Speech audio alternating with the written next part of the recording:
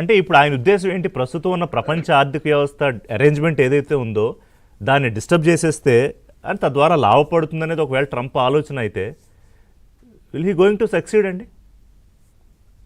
అవునండి, ఇది that is exact గా మీరు చెప్పింది కరెక్ట్. ట్రంప్ ఇప్పటి నుంచే కాదు, రాజకీయాల్లోకి రాకముందు నుంచి 1990s లో తను బిజినెస్ మ్యాన్ గా ఉన్నప్పటి నుంచి ట్రంప్ చెప్తున్నది ఏంటంటే అమెరికా స్నేహితులు శత్రువులే కాదు, అమెరికాను దోచుకుంటున్నారు, అమెరికా మార్కెట్ యాక్సెస్ చేస్తున్నారు, కానీ తిరిగి అమెరికన్ వస్తువులకి వాళ్ళ దేశాల్లో మార్కెట్ యాక్సెస్ ఇవ్వట్లేదు. జపాన్ గురించి చెప్పారు ఒకసారి. అలానే రాజకీయ నాయకుడిగా కాకముందు సౌదీ అరేబియా ఇలాంటి దేశాలు మన సెక్యూరిటీతోనే బతుకుతున్నాయి, వాళ్ళు మనకి పే చేయాలని చెప్పడం జరిగింది. సో ఆయన ఈ టారిఫ్ విషయంలో కొన్ని దశాబ్దాలుగా ఒకటే విషయం చెప్తూ వచ్చారండి. తన ఎలక్షన్ క్యాంపెయిన్ లో కూడా అదే చెప్పారు. అలానే ఫస్ట్ టర్మ్ తీసుకుంటే గనక, ఆయన ఫస్ట్ టర్మ్ ఎన్నికైనప్పుడు, తర్వాత బైడెన్ వచ్చారు కదా, ఆ ఫస్ట్ టర్మ్ ఎన్నికైనప్పుడు కూడా ఆయన చైనాతో టారిఫ్ వార్ స్టార్ట్ చేసిందే డొనాల్డ్ ట్రంప్ అండి. అప్పటిదాకా అమెరికాలో చాలా మంది ప్రెసిడెంట్స్, వాళ్ళు రాష్ట్రాధిపతులు వాళ్ళు ఏం చెప్తూ వచ్చారంటే చైనా మనని దోచుకుంటుంది, మనం ఏదన్నా చేయాలంటూ ఉన్నారు, కానీ ఏమీ చేయలేదు. వాళ్ళు ఏమన్నా చేస్తే ఏమవుతుందో అన్న భయం ఉండేది. అది పక్కకి పెట్టి మొట్టమొదటిసారి చైనా మీద నిజంగా ఒక ట్రేడ్ వార్ స్టార్ట్ చేసింది ఎవరు అంటే డొనాల్డ్ ట్రంప్ అండి. తన ఫస్ట్ టర్మ్ లో చేశారు.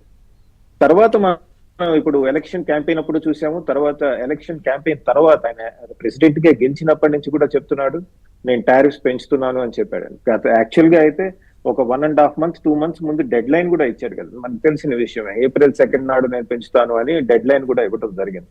సో ట్రంప్ విషయానికి వస్తే ఈ అంశంలో చాలా లాంగ్ హిస్టరీ ఉందండి.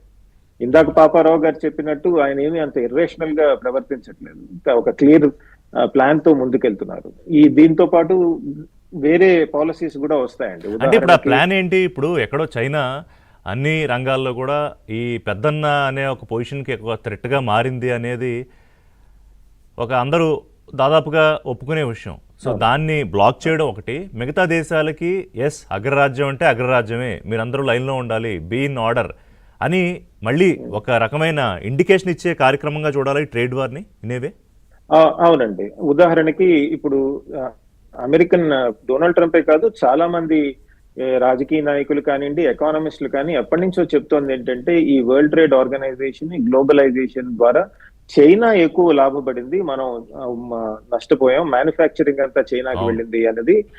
So one of the vertical అంటే ఒక యాంగిల్ ఏంటంటే ఫస్ట్ చైనాకి ఎలా రెస్పాండ్ అవ్వాలి, రెండు మనకి ఎంతవరకు ఏ మ్యానుఫ్యాక్చరింగ్ మనం తీసుకురావాలి, రెండోది, మూడోది మ్యానుఫ్యాక్చరింగ్ వస్తే ఎటువంటి మ్యానుఫ్యాక్చరింగ్ మనకి తీసుకురావాలి అన్న దాని మీద కూడా చర్చలు నడుస్తున్నాయండి. అంటే హైటెక్ మ్యానుఫ్యాక్చరింగ్ ఎక్కువ వెళ్తుంది, కానీ అమెరికాకి మామూలు స్మాల్ మ్యానుఫ్యాక్చరింగ్ అంటాం కదా, క్లాక్స్, చిన్న చిన్నవి, అవి ఇంకా ఇంపోర్ట్స్ మీద డిపెండ్ అయింది. అవునండి. ఇప్పుడు మనం చైనా తీసుకున్నట్టయితే ఇందాక మాట్లాడినట్టు అడిషనల్ టారిఫ్స్ ఆల్రెడీ 36% 34% వేయటం జరిగిందండి. దాని ముందు ఆల్రెడీ 20% టారిఫ్స్ ఆల్రెడీ ట్రంప్ వేయటం జరిగింది. ఓవరాల్ గా చూసుకుంటే చైనా మీద ఉన్న టారిఫ్స్ ఈ రోజు 50% మించింది. సో ట్రంప్ వేయంగానే టారిఫ్స్ చైనా వాళ్ళు కూడా రిటాలియేట్ చేశారు. వాళ్ళు కూడా ఏం చెప్పారు, మేము అమెరికా నుంచి వస్తున్న దిగుమతుల మీద 34% టారిఫ్స్ వేస్తా ఉన్నాం. సో వెంటనే నిన్న రాత్రి, అంటే మన రాత్రి వాళ్ళ పొద్దున్న అమెరికాలో ట్రంప్ ఏం చెప్పారు, ఇంకో 24 hours లో కనుక దీని మీద ప్రతిస్పందించకపోతే నేను ఇంకా 50% టారిఫ్స్ మీ మీద వేస్తానని జరుగుతుంది. సో ఈ ఓవరాల్ ఈ టారిఫ్స్ విషయం చూసుకుంటే మేజర్ ఎకానమీస్ అంటే పెద్ద ఎకానమీస్ లో ఎక్సెప్ట్ చైనా మిగతావన్నీ ట్రంప్ అమెరికాతో చర్చించడానికి సిద్ధం అవుతున్నాయండి. ఇప్పుడు యూరోపియన్ యూనియన్ ఇందాక పాపారావు గారు చెప్పినట్టు ఈజ్ రెడీ టు టాక్.